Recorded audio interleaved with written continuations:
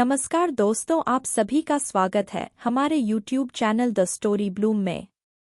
आज हम आपको इस सीरीज की दूसरी कहानी सुनाने जा रहे हैं, जिसका शीर्षक है विष्णु ने किया मधु और कैटब का सहार।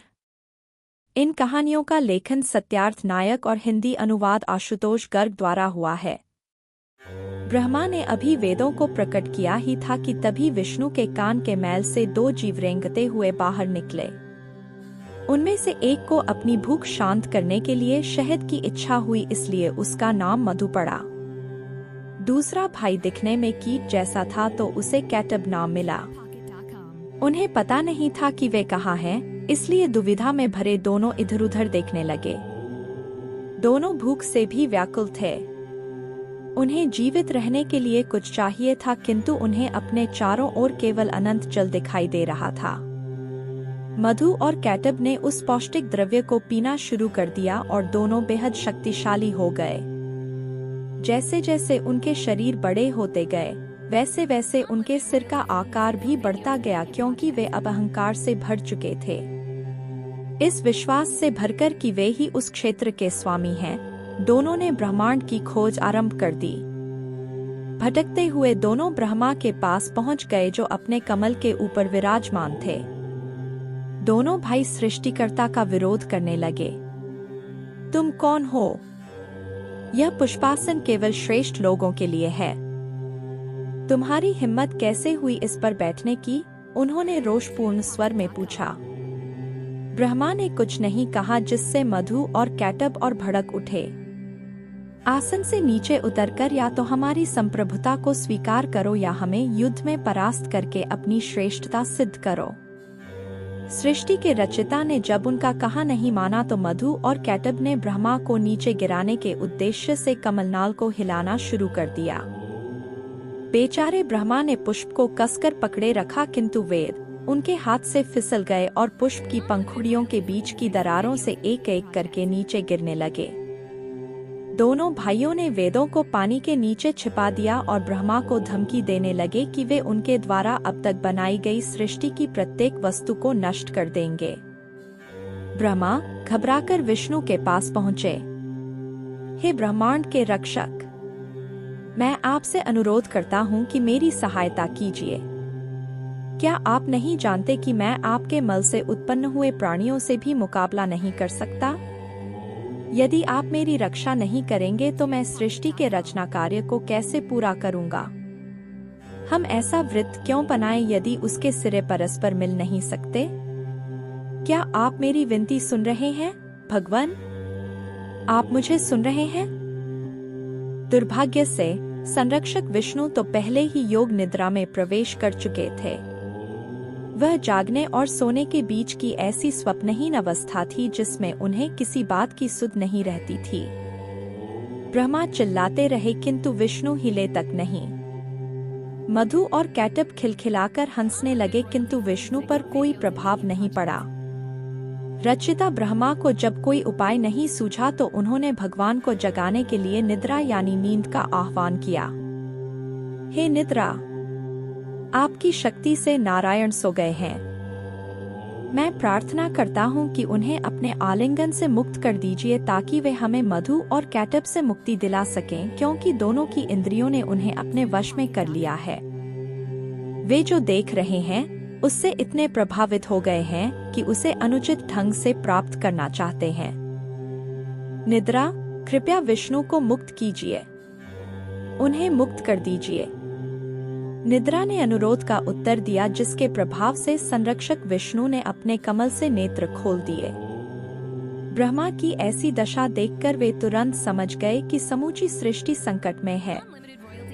मधु और कैटब से टक्कर लेने के लिए विष्णु ने तुरंत एक नया रूप धारण करना आरंभ कर दिया। ब्रह्मा ने उस तेजस्वी अयालधारी को देखा। वह विष्णु का अश्व अवतार था। प्रभु हयग्रीव बन गए थे, अश्व के सिर वाले। युद्ध आरंभ हुआ तो विष्णु ने महसूस किया कि वे मधु कैटब की जोड़ी को मारने में असमर्थ हो रहे थे। एक भाई थक जाता तो दूसरा लड़ने लगता। उन्हें युद्ध करते 5000 वर्ष बीत गए। विष्णु पूरी तरह थक चुके थे। उन्हें समझ में आ गया कि शारीरिक शक्ति द्वारा काम नहीं बनेगा और दोनों भाइयों को परास्त करने के लिए दिमाग का प्रयोग करना होगा।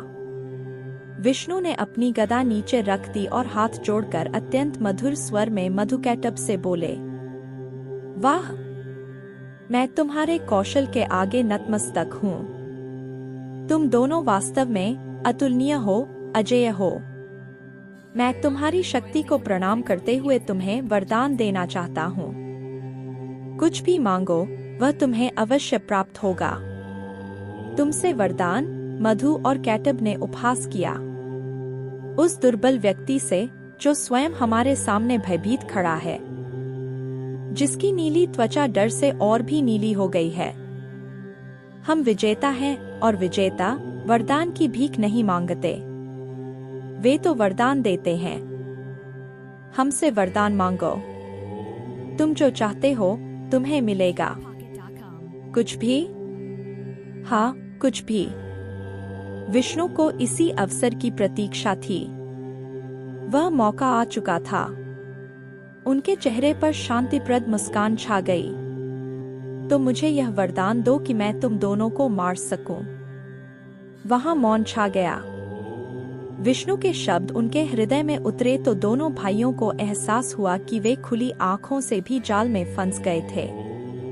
परंतु वचन दिया जा चुका था और अब उसे तोड़ने का कोई प्रश्न ही नहीं था।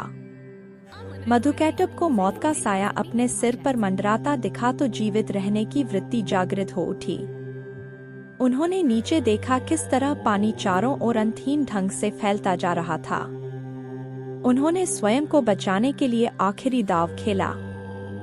दोनों एक स्वर में बोले, तुम हमें मार सकते हो, किंतु एक शर्त यह है कि हमें ऐसे स्थान पर मारना जहां पानी न हो। हयग्रीव पुनः मुस्कुराए। उन्होंने हाथ फैलाकर अपना आकार बढ़ाना शुरू कर दिया। उनका आकार बड़ा होता जा रहा था, बड़ा और बड़ा, बड़ा और बढ़।